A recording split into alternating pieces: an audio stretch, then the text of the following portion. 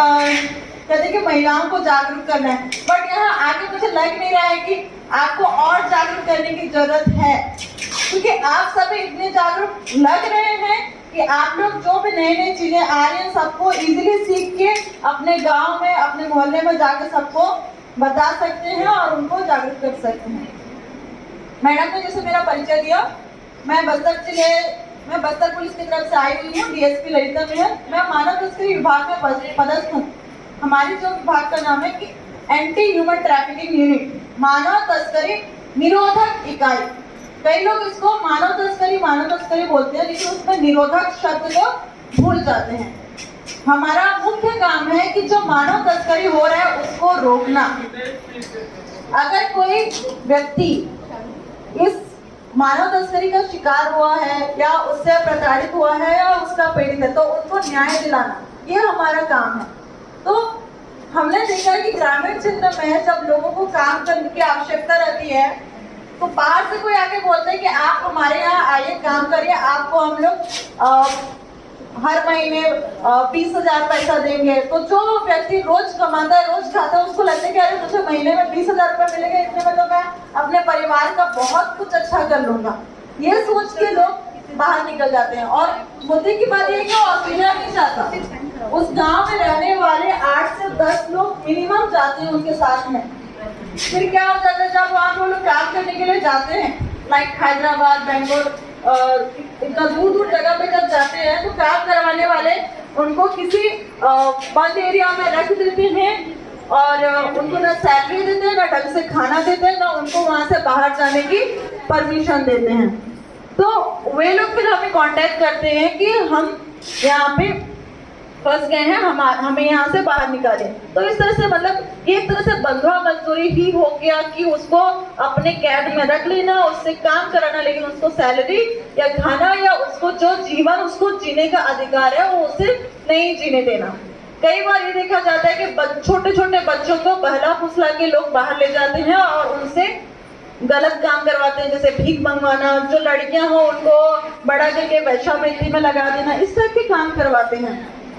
और ऐसे भी केसेस देखने आए हैं जहां पे महिलाएं खुद अपने बच्चे को चंद रुपयों की खातिर दूसरों को दे देते हैं। तो ऐसा नहीं होना चाहिए।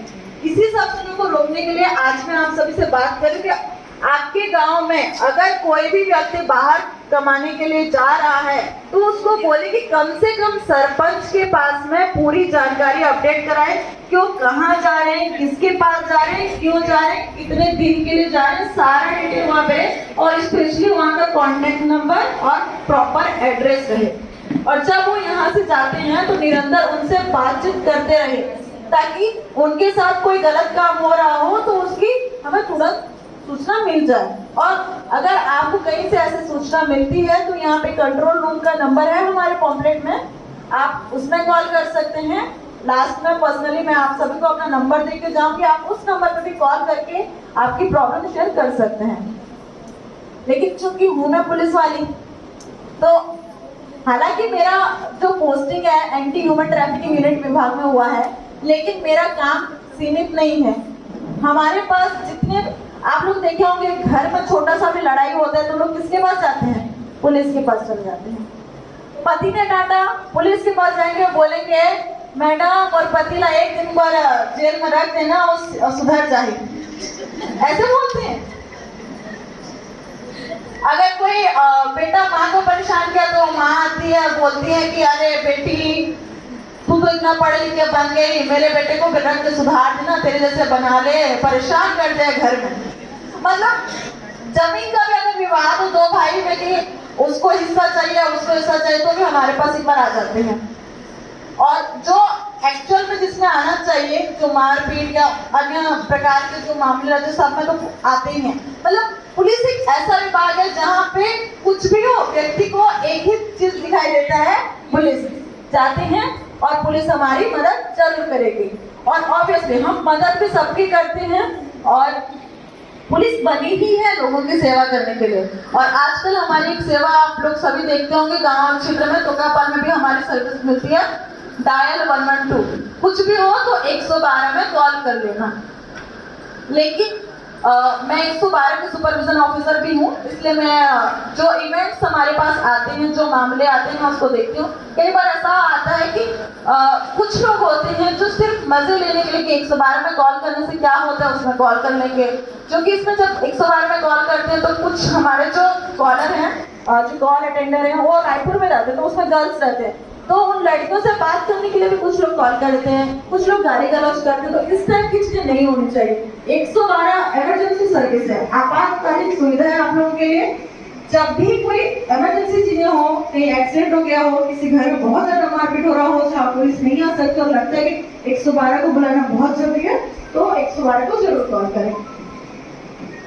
फिर यहाँ पे आप लोगों को कुछ फॉर्मेट लास्ट में बांटे जाएंगे, जैसे इसमें अपराध के बारे में बताया हुआ है, दहेज प्रतिषेध अधिनियम, टोनी प्रताड़ना, घरेलू हिंसा से महिलाओं का संरक्षण अधिनियम। ऐसे बहुत सारे अधिनियम और कानून बने हैं जो किसके लिए हैं? महिलाओं के लिए। बट हमें उस अधिनियम की जानकारी नहीं होती है, उस कानून का ज्ञान नहीं होता है, इसलिए हम पुलिस के पास नहीं जाते हैं। हमें लगता है कि पुलिस के पास हम जाएंगे तो पता नहीं पुलिस हमारी हेल्प करेगी कि नहीं, और मेरी सास मुझे मारती है तो मैं पुलिस के पास क्यों जाऊं, पुलिस क्या करेगी, ऐसा भी रहता है। लेकिन यहाँ पे पुलिस के साथ साथ वीडियो में जब उनका टर्म आएगा तो बताएंगे कि आप उनके यहाँ भी जा सकते हैं, सखी वन स्टॉप सेंटर मेहमान आती है, तो वहां पे भी आप अपनी शिकायत दर्ज कर सकते हैं। और अगर आपके ससुराल वाले या कोई भी उनका आपका रिश्तेदार जो ससुराल पक्ष का है आपको अगर प्रताड़ित करता है, तो आईपीसी की धारा 498A 498 के तहत उनके खिलाफ आप अपराध पंजीबद्ध कर सकते हैं। साथ ही कई बार आप लोग गांव में भी देखेंगे, कोई नए शादी करके आते हैं लेकिन उनके ससुराल में वो खुश नहीं रहते हैं, और शादी को 7 साल में नहीं हुआ रहता है, और कुछ कारणवश या मानसिक तनाव से या तो सुसाइड कर लेती हैं, या फिर ससुराल वाले उनको जला देते हैं और ऐसा प्रिटेंड करते हैं कि खाना बनाते हुए किचन में जल गए। लेकिन आप लोग आसपास रहते हैं, आप लोग चूंकि आंगनबाड़ी कार्यकर्ता, आप लोग अपने मोहल्ले के हर घर वाले को जानते हैं। जो नई शादी करके आते हैं उसको तो बहुत अच्छे से आप लोग पहचान लेते हैं। जैसे कोई प्रेग्नेंट हो जाती है 2 साल में, तो वो आप लोगों से उनका कांटेक्ट होता ही है। तो अगर ऐसा कोई महिला जिसकी नई शादी हुई हो, 7 साल पूरा नहीं हुआ हो, ऐसी कोई महिला हो, 7 साल के भीतर अगर उसकी मृत्यु हो रही है और उसको किसी भी प्रकार से उसके ससुराल वालों से प्रताड़ित किया जा रहा था, तो इसकी सूचना पुलिस को जरूर देगी। ये आईपीसी की धारा 304B में दहेज हत्या के तहत दंडनीय होता है। उसमें अगर ससुराल पक्ष से जिसके भी द्वारा प्रताड़ित किया जा रहा हो, उन सबको सजा होती है। और आप लोग के किसी न किसी घर में होंगे, आप लोगों के साथ ऐसा होता हो तो भी देखिएगा। और अगर आप में से भूले भटके कोई किसी और को प्रताड़ित कर रहा हो तो भी बंद कर दीजिएगा। एक बार बहू जाके पुलिस में कंप्लेंट कर दी ना तो जेल हो जाएगा। इसलिए गांव में सबको बताइएगा कि किसी को भी प्रताड़ित नहीं करना है। और उसके बाद टोनी प्रताड़ना अधिनियम का है, इसमें भी अगर कोई किसी को टोनी करके उसको अशब्द का प्रयोग करता है और उसको मेंटल हैरेसमेंट देता है, तो उसके खिलाफ भी आप लोग पुलिस में कंप्लेंट कर सकते हैं। और प्राय एक चीज और देखी जाती है, आप सबकी बेटियां होंगी या आपके मोहल्ले में जो छोटी छोटी 18 साल जिनको पूरा नहीं हुआ था, नाबालिग लड़कियां आप लोग के यहाँ भी होती होंगी। आपने देखा होगा किसी के साथ उनको थोड़ा प्यार मोहब्बत अट्रैक्शन हो जाता है और उनके साथ चली जाती हैं, ऐसा होता है। और कई बार ऐसा होता है कि लड़का बोलता है कि नहीं मैं तुझे बहुत खुश रखूंगा, उनको बहला फुसला के ले जाता है। चूंकि वो 18 साल से कम उम्र की है, इसलिए वो अपना अगर निर्णय लेके अगर वो खुद ही भागे ना, तो इसमें ये जरूर माना जाएगा कि उसमें सामने वाले लड़के ने उसको अपने दबाव में या बहला फुसलाकर उसको लेके गए हैं। तो उसमें फिर आईपीसी की धारा 363 में तो भूमि इंसान दर्ज होता ही है। आप लोग भूमि इंसान दर्ज करेंगे, फिर 363 में जो कि वो किसी के साथ गई है या नाबालिग है, इसलिए अपहरण का उसमें अपराध पंजीबद्ध होता है। और तो उसमें देखेगा कि कई बार ऐसा होता है कि लड़कों को या लड़कियों को पता नहीं रहता है कि उनका ऐसे चले जाना कोई अपराध है या उनको सजा होगी। तो इस चीज को आप लोगों को बोलना है अपने गांव की सभी लड़कियों को कि 18 साल से कम उम्र की हैं तो वो लोग कानून की नजर में या ऐसे ही वो इतने निर्णय लेने के लिए सक्षम नहीं है कि वो किसी के साथ चले जाए। अभी उनकी पढ़ने लिखने की उम्र है, तो अपने घर में रहे, माँ बाप के साथ रहे, पढ़ाई लिखाई करें और किसी के बहकावे में कभी भी बाहर न जाए। क्या पता जिसके साथ जा रहे हो जाके उसको कहीं बेच दिया। तो अभी मूवी आ रही है आलिया भट्ट की गंगूबाई, ट्रेलर देखे किसी ने? देखे होंगे है ना? उसको देखेगा, उसमें भी कुछ इसी तरह की स्टोरी है, वो भी चली जाती है किसी के बहकावे में। तो इस टाइप की चीजें आपके गांव में ना हो, इसके लिए सहयोग हम पुलिस वाले हर गांव में जाके सारी चीजें बताना अगर चाहे भी तो उतना मुमकिन नहीं हो पाता, लेकिन आप लोग हमारे हैंड्स में, आप लोगों की मदद से हम हर गांव में ये सारे संदेश पहुंचा सकते हैं। और महापौर ने आपने भी बताया होगा अभिव्यक्ति ऐप के बारे में। तो ये एक ऐप है, आप अपने मोबाइल के प्ले स्टोर में जाके इस ऐप को डाउनलोड कर सकते हैं। उसमें ये वाला लोगो दिखेगा, उसको डाउनलोड करना है। एक SOS बटन रहेगा, जिसको भी दिक्कत हो उसको डाउनलोड करने में हम उनकी हेल्प कर देंगे, है ना? और SOS बटन को दबाने से क्या होता है, इसमें आपको अपने परिजन का नंबर भी देना है। जैसे आप कहीं बाहर गए हैं और जैसे आप लोग गाँव में रहते हैं, आप लोगों को कुछ काम से कभी बस्तर जिला जाना पड़ता हो, कभी रायपुर भी जाना पड़ सकता है, ऐसे बाहर जाना पड़ता है। हम लोग क्या करते हैं, ऑटो में, बस में ऐसे चले जाते हैं। कई बार किसी लिफ्ट लेके भी जाते हैं अगर गाँव में ऑटो नहीं आता है तो। लेकिन अगर जिसके साथ हम जा रहे हैं उसने हमें टॉर्चर करने की, उसने हमारा मतलब टॉर्चर या फिर हमारा सेक्सुअल असॉल्ट करने की कोशिश की, तो आपके पास ये ऐप रहेगा ना, उस ऐप में बस एक SOS बटन है, उस बटन को टच कर दीजिए ना तो आपके फैमिली को कॉल चला जाएगा, साथ ही साथ हमारे पास भी कॉल आ जाएगा कि आप लोग किसी प्रॉब्लम में हैं और तत्काल आप जहां भी रहेंगे आपका लोकेशन हमें मिल जाएगा, फिर आप तक पुलिस की मदद मिल जाएगी। इसलिए इस ऐप को जरूर डाउनलोड कीजिएगा, सुने ना मामा? हाँ। और एक और जो आज सभी को अभी बांटा गया था सैनिटरी पैड के बारे में, तो उसके बारे में मैं ये चीज बताना चाहूंगी कि गांव में झिझक तो है, ये आप सब भी मानते होंगे। क्या कोई आंगनबाड़ी कार्यकर्ता ऐसे बोल सकते हैं कि जिस गांव में काम करते हैं वहां पे सभी लड़कियां, सभी महिलाएं पैड इस्तेमाल करती होंगी, कपड़ा नहीं इस्तेमाल करती हैं? कोई दावे के साथ बोल सकता है ऐसा? क्यों? क्योंकि वहां जागरूकता की कमी है।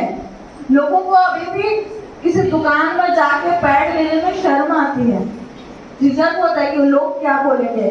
और कई गांव तो ऐसे होंगे जहाँ पैड मिलता ही नहीं होगा, और कई गांव में कुछ ऐसे दुकान होंगे जहाँ पे जेंट्स बैठते होंगे, तो ऐसा लगता है कि यार कोई लड़की उस दुकान में बैठी तो मैं जाकर उसे खरीद भी लेती, उस आदमी से मैं कैसे बोलूं। लेकिन हमारा दौर बदल रहा है, ये झिझक हमें दूर करना है। चाहे आदमी दुकान में बैठे, चाहे 10 लोग देखें, हम अपनी सेफ्टी के लिए ये ले रहे हैं ना, तो उसमें झिझक की कोई बात नहीं होती है। अब सोचो, हम लोग जाके मेडिकल स्टोर में, मॉल में, जो सुपर मार्केट होते हैं, बिग बाजार होते हैं, वहां पे हम लोग लेते हैं, वहां पे ट्रॉली में रखे रहते हैं, पैड सबको दिखता रहता है। हम वहां शर्माएंगे तो कैसे चलेगा? ये पैड किस लिए इस्तेमाल करना चाहिए? ताकि हमारा शरीर स्वस्थ रहे। महिला सुरक्षा की बात चल रही है ना, तो महिला सुरक्षा मतलब ऐसा नहीं कि कोई हमें डांट रहा है, फटकार रहा है, घर वाले प्रताड़ित कर, तो सिर्फ उसी से सुरक्षा। हमारे बॉडी को, हमारे शरीर को गंभीर बीमारियों से बचाने की भी सुरक्षा होती है। आप लोग मूवी वगैरह देखते होंगे तो उस समय अक्षय कुमार का एक ऐड आता है, देखिए, एक आदमी अपने वाइफ को हॉस्पिटल में भर्ती किया रहता है, फिर लेकिन क्या कर करता है, बीड़ी पीता रहता है। मतलब बीड़ी पीने के लिए उसके पास पैसे रहते हैं, पैड के लिए पैसे नहीं होते हैं। तो उसमें अक्षय कुमार ने यही बोला है कि हमें पैड को बढ़ावा देना चाहिए और अपने घरवाली को या अपने यहाँ जितने भी महिलाएं सबको उसको इस्तेमाल करने के लिए प्रोत्साहित करना चाहिए। आप लोग बैटमैन मूवी देखी है? देखिए बैटमैन मूवी, उसमें भी अक्षय कुमार हीरो रहता है। उसमें भी कितनी मुश्किलों का सामना करके वो बैट को लाता है, देखिए ना।